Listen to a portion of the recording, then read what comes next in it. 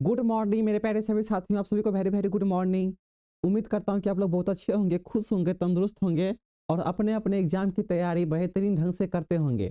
आज हम देखने वाले हैं अकाउंट के ऑब्जेक्टिव क्वेश्चन, जो भी वीवीआई क्वेश्चंस है। चलिए, पहला क्वेश्चन है, ख्याति क्या है? गुडविल इज ए अदृश्य संपत्ति, अस्थाई संपत्ति। तो ये दोनों है, तो इसका सही आंसर 3 हो जाएगा। चलिए, दूसरा नंबर क्वेश्चन, फर्म के समापन पर वसूली खाते को डेबिट करते हैं बेची जाने वाली संपत्तियों से। सही आंसर इसका फर्स्ट हो जाएगा। ठीक है, on dissolution of a firm realisation account is debited with all assets to be realised. तो सही आंसर इसका फर्स्ट हो जाएगा। अगला क्वेश्चन है, साझेदारी फर्म के समापन के समय कृत्रिम संपत्तियों को हस्तांतरित करते हैं, यानी कि ट्रांसफर करते हैं, तो किस में? साझेदारों के पूंजी खाते में। ठीक है, तो सही आंसर इसका 1 हो जाएगा। अगला क्वेश्चन है, साझेदारी फर्म के समापन के समय आर्थिक चिट्ठी के संपत्ति पक्ष में दिखाए गए लाभ हानि खाते को हस्तांतरित किया जाता है। देखिए, क्वेश्चन अच्छे से पढ़िए। At the time of dissolution of partnership firm profit and loss account shown in the asset side on the balance sheet is transfer to.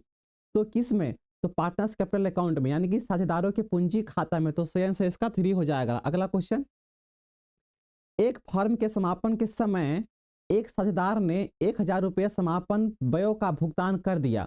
कौन सा खाता डेबिट होगा?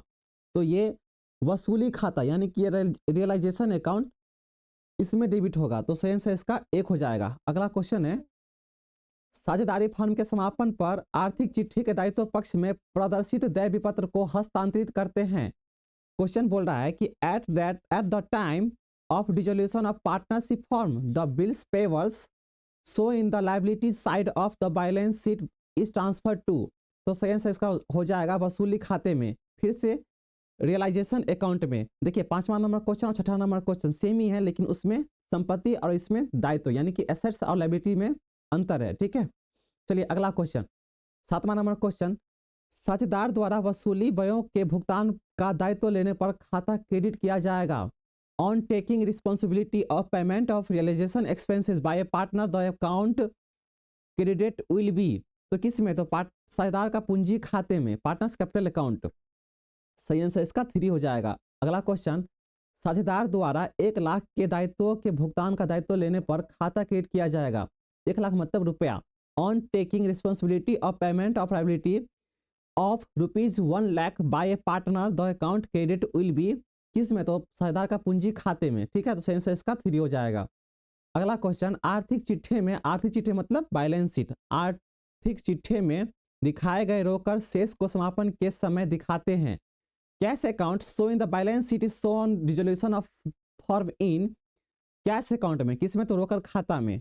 सही आंसर इसका 2 हो जाएगा। अगला क्वेश्चन, एक साझेदारी फर्म के समापन की दशा में वसूली के लाभ हानि को साझेदारों में विभाजित किया जाता है। ठीक है, सही आंसर इसका हो जाएगा इन प्रॉफिट शेयरिंग रेशियो में, तो लाभ विभाजन अनुपात में। ठीक है, चलिए अगला क्वेश्चन, जब साझेदार की तरफ से फर्म द्वारा वसूली व्ययों का भुगतान किया जाता है तो ऐसी व्ययों को डेबिट किया जाता है। किस में?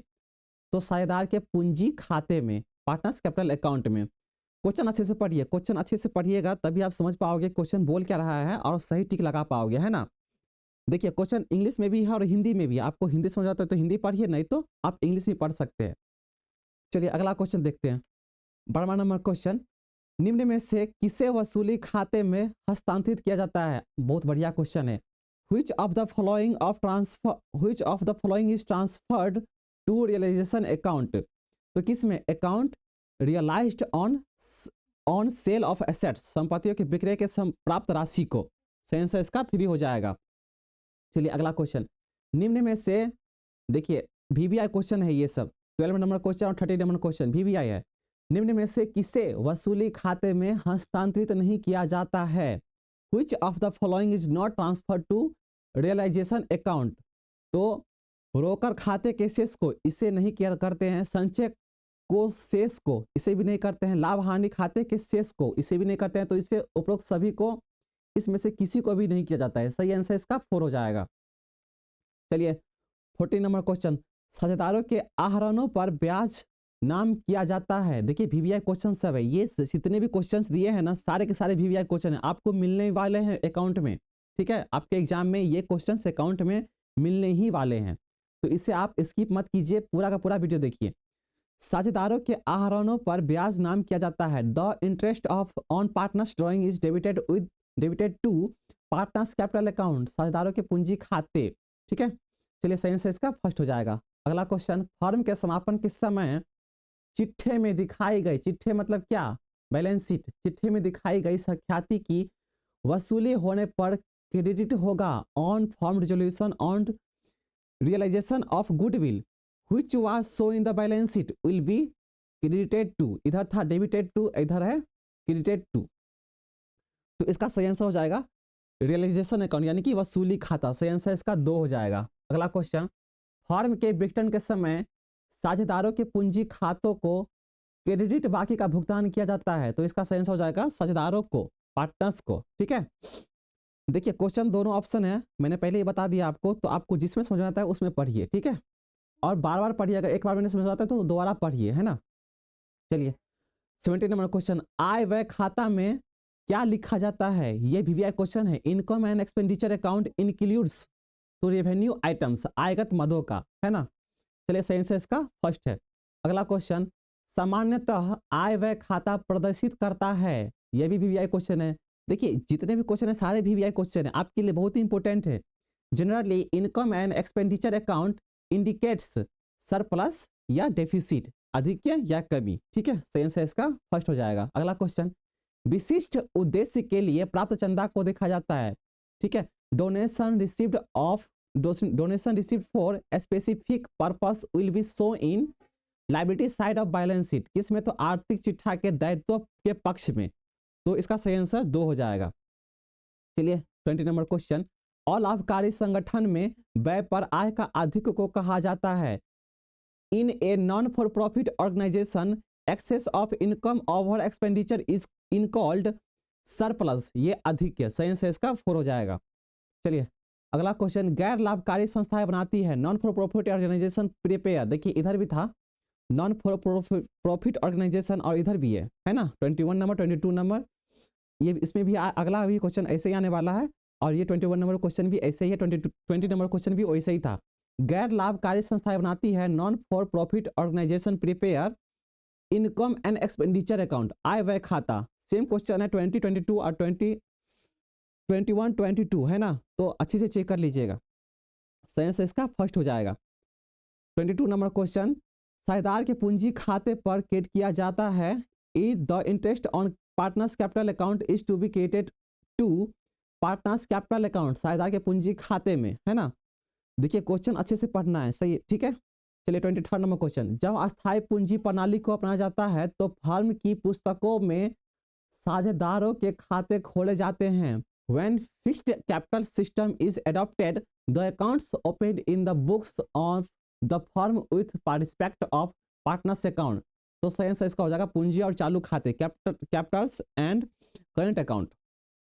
चलिए सही आंसर इसका 3 है। अगला क्वेश्चन, फर्म के लिए आहरण पर ब्याज है। For the firm interest on drawings is a income, क्या है, आय, तो सही आंसर इसका 2 हो जाएगा। अगला क्वेश्चन, साझेदारों के चालू खातों में हमेशा होगा। The current account of the partners will always have either of the two, यानी कि नाम शेष और जमा शेष दोनों में से कोई भी हो सकता है, तो सही आंसर इसका 3 हो जाएगा। अगला क्वेश्चन, साझेदार की पूंजी पर ब्याज की गणना होती है। Interest on Capitals interest of partners capital is calculated on Capitals in the beginning, प्रारंभ की पूंजी पर, ठीक है, तो सही आंसर इसका फर्स्ट हो जाएगा। अगला क्वेश्चन, पूंजी पर ब्याज को सामान्यतया मानना चाहिए। Interest on capital should generally be regarded as an appropriation of profit, लाभ का विनियोजन, है ना। पूंजी पर ब्याज को क्या मानना चाहिए, तो लाभ का विनियोजन मानना चाहिए, ठीक है, सही आंसर इसका फर्स्ट हो जाएगा। अगला क्वेश्चन है, किसी साझेदारी समझौते के अभाव में किसी फर्म के लाभ एवं हानि को बांटते हैं। In the absence of any partnership agreement the profit of losses of the firm are divided, तो इसका सही आंसर हो जाएगा समान अनुपात में। किसमें बांटते हैं, तो समान अनुपात में बांटते हैं, इन इक्वल रेशियो, सही आंसर हो जाएगा दूसरा। चलिए अगला क्वेश्चन, साझेदारों की पूंजी पर देय ब्याज को प्रभावित किया जाता है। Interest payable on the capitals of the partners is charge to profit and loss appropriation account, लाभ हानि नियोजन खाते में। सही आंसर इसका 2 हो जाएगा। चलिए अगला क्वेश्चन 30 नंबर क्वेश्चन है, साझेदारी की विशेषता निम्न में से कौन सी नहीं है। पूछ रहा है साझेदारी की विशेषता निम्न में से कौन सी नहीं है, तो 4 ऑप्शन है, इसमें से सीमित दायित्व लिमिटेड लायबिलिटी ये नहीं है ना। Which one of the following is not the feature of partnership, तो लिमिटेड लायबिलिटी और सीमित दायित्व नहीं है। सही आंसर इसका दूसरा हो जाएगा। चलिए अगला क्वेश्चन, जब आहरण पर समय नहीं दिया रहता है तो आहरण पर ब्याज प्रभावित किया जाता है। What time of withdrawals are not mentioned, interest on drawing is charged for, तो कितने महीने, तो 6 महीने।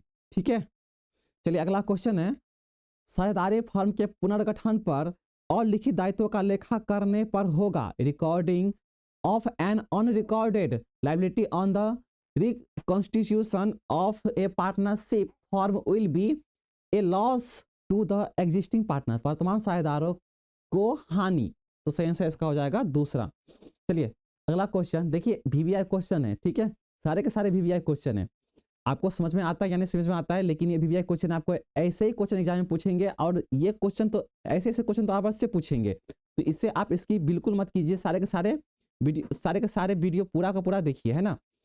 एक संपत्ति जो कृत्रिम नहीं है लेकिन अमूर्त प्रकृति की है, इसका वसूली मूल्य होता है।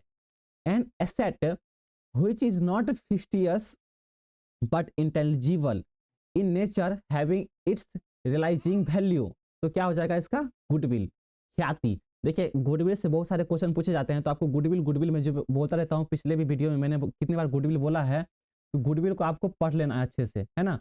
चलिए अगला क्वेश्चन, ख्याति की संपत्ति की प्रकृति क्या है। What nature of assets of goodwill is intangible assets, अमूर्त संपत्ति। चलिए अगला क्वेश्चन, सही आंसर इसका 3 है। अगला क्वेश्चन, जब नया साझेदार ख्याति की रकम के लिए नकद देता है तो फर्म की बहियों में उन रकम को डेबिट करना चाहिए। देखिए ऑप्शन दोनों है, ठीक है, मैंने पहले ये बोला आपको ऑप्शन दोनों है, इंग्लिश हिंदी दोनों, आपको जिसमें समझ आता है उसमें आंसर दीजिएगा। आपको ऐसे एग्जाम में भी पूछे जाएंगे। When the new partners pays for goodwill in cash the amount should be debited in the firm's book to, तो किस में, तो कैश अकाउंट में, रोकड़ खाते में। चलिए अगला क्वेश्चन, नए साझेदार के प्रवेश के समय यदि ख्याति का खाता खोला जाए इसे डेबिट करना चाहिए किस में, तो ख्याति खाते में, गुडविल अकाउंट में। मैंने पहले भी पीछे भी बोला है कि गुडविल आप रख लीजिए, गुडविल, ठीक है। गुडविल के जितने भी क्वेश्चन हैं सारे के सारे देख लीजिएगा अच्छे से। चलिए अगला क्वेश्चन है, पुनर्मूल्यांकन खाता या लाभ हानि समायोजन खाता का शेष पुराने साझेदारों के पूंजी खातों में ट्रांसफर किया जाता है किसमें, तो पुराने लाभ विभाजन अनुपात में, ऑल प्रॉफिट शेयरिंग रेशियो में। ठीक है, देखिए question, the balance of revaluation account of profit and loss adjustment account is transfer to all partners, all profit sharing ratio. ठीक है, अगला क्वेश्चन 38 नंबर क्वेश्चन है, नए साझेदार के प्रवेश के समय पुराने आर्थिक चिट्ठा में प्रदर्शित सामान्य संचय को हस्तांतरित किया जाता है। At the time of admission of a new partners generally reserve appearing in the old balance sheet is transfer to capitals account of old partner, पुराने साझेदार के पूंजी खाते में। ठीक है, सही आंसर इसका 3 हो जाएगा। अगला क्वेश्चन है, किसी साझेदार के प्रवेश के समय यानी कि at the time of admission of a partner, पुरानी फर्म के आर्थिक चिट्ठा में प्रदर्शित अविभाजित लाभ को पूंजी खाता में ट्रांसफर किया जाता है। ठीक है, undistributed profits appearing in the balance sheet of the old firm is transfer to the capital account of, पुराने साझेदारों के पुराने लाभ विभाजन अनुपात में, all partners in all profit sharing ratio. तो सही आंसर इसका हो जाएगा फर्स्ट। अगला क्वेश्चन है, किसी संपत्तियों और दायित्वों, देखिए ये वीवीआई क्वेश्चन बहुत ही वीवीआई क्वेश्चन है, संपत्तियों और दायित्वों को उनके पुनर्मूल्यांकन मूल्य पर दिखाया जाता है। Assets and liabilities are shown at their revalued value in new balance sheet में, किसमें, तो नए आर्थिक चिट्ठे में। ठीक है, न्यू बैलेंस शीट, एक बेहतर बैलेंस शीट अकाउंट खोला जाएगा नया वाला, उसमें एसेट्स और लायबिलिटी का दिखाया जाएगा। ठीक है, अगला क्वेश्चन है 41 नंबर क्वेश्चन, जब नया साझेदार अपने हिस्से की ख्याति की राशि नकद लाने में असमर्थ हो तो ख्याति की राशि डेबिट की जाती है। When a new partner is unable to bring his share of goodwill in cash, the amount of goodwill is debited to capitals account of old partners, पुराने साझेदारों के पूंजी खाते में। ठीक है, किसमें डेबिट की जाती है? तो पुराने साझेदारों के पूंजी खाते में। सेंस इसका 3 हो जाएगा। अगला क्वेश्चन है, जब एक नया साझेदार अपने भाग का प्रीमियम नकद के बजाय किसी वस्तु के रूप में फर्म को देता है तो ऐसी वस्तुओं को किस खाते में डेबिट किया जाएगा? तो प्रीमियम खाता में डेबिट किया जाएगा। ठीक है, चलिए अगला क्वेश्चन है, नए साझेदार के प्रवेश के समय सामान्य संचय का ट्रांसफर किया जाता है। ठीक है, general reserve at time of admission of a new partner is transfer to partners capital account, साझेदारों के पूंजी खाते में। सेंस है इसका 2 हो जाएगा। चलिए अगला क्वेश्चन, एक नए साझेदार प्रवेश के बाद तैयार किए गए आर्थिक चिट्ठे में संपत्तियों और दायित्वों का अवलिखित करते हैं। Balance sheet is prepare after admission of a new partner, assets and liabilities are recorded at revalued price, यानी कि पुनर्मूल्यांकित मूल्य पर। सेंस है इसका 2 हो जाएगा। चलिए अगला क्वेश्चन है, यदि नया साझेदार अपने हिस्से की ख्याति की राशि रोकर में देता है, यदि नया साझेदार अपने हिस्से की ख्याति की राशि रोकर में देता है तो उसे डेबिट किसको करेंगे? है ना, तो उसे राशि की डेबिट किसको करेंगे? तो रोकर खाते में। ठीक है, कैश अकाउंट में। ठीक है, चलिए अगला क्वेश्चन है, किसी स्पष्ट समझौता की अनुपस्थिति में कौन नए साझेदार को अपना लाभ देगा? किसी स्पष्ट समझौता की अनुपस्थिति में कौन नए साझेदार को अपना लाभ देगा? यह गर्भित है कि पुराने साझेदार हिस्सा देंगे। किसमें? तो पुराने लाभ विभाजन अनुपात में। देखिए क्वेश्चन पहले पीछे भी मैंने बोला है कि क्वेश्चन दोनों आपके सारे ऑप्शन है, मतलब इंग्लिश और हिंदी दोनों ऑप्शन है ना, तो आपको जिसमें समझ आता है उसमें पढ़िए।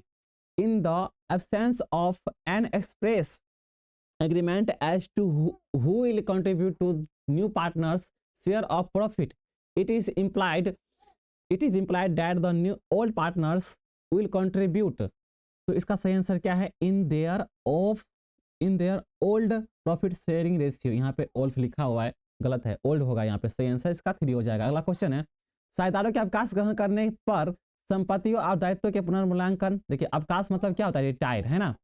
पुनर्मूल्यांकन से होने वाले लाभ या हानि को सभी साझेदारों के पूंजी खाते में हस्तांतरित किया जाता है। देखिए क्या पूछा जा रहा है कि at the time of retirement of a partner, profit of loss on revaluation of assets and liabilities is transfer to the capitals account of all profit sharing ratio, पुराने लाभ विभाजन अनुपात में। ठीक है, तो इसका सही आंसर हो जाएगा पुराने लाभ हानि अनुपात में, ऑल प्रॉफिट शेयरिंग रेशियो। इसका सही आंसर 2 हो जाएगा। चलिए अगला क्वेश्चन, इतना ही था। चलिए थैंक यू गाइस। अगर आप मेरे चैनल पर नए आए तो प्लीज चैनल को सब्सक्राइब कर लीजिए, बेल आइकन को हिट कर दीजिए ताकि आपको ऐसे ही वीवीआई क्वेश्चन तुरंत नोटिफिकेशन के माध्यम से तुरंत आपको प्राप्त हो जाए। ओके, चलिए आप लोगों का समर्थन के लिए धन्यवाद। Thank you.